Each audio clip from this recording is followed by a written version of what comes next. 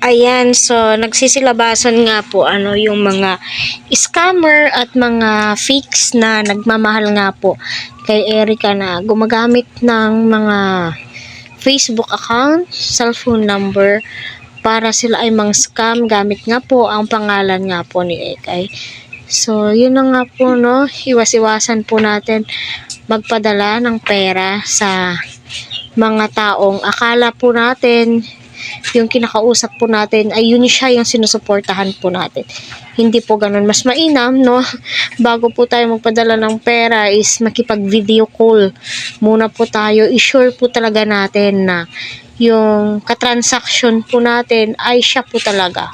Kasi nga po, si Erica ay may nahuli na isang scammer gamit nga po ang kanyang pangalan at pinapadalhan daw siya ng pera sa GCash account.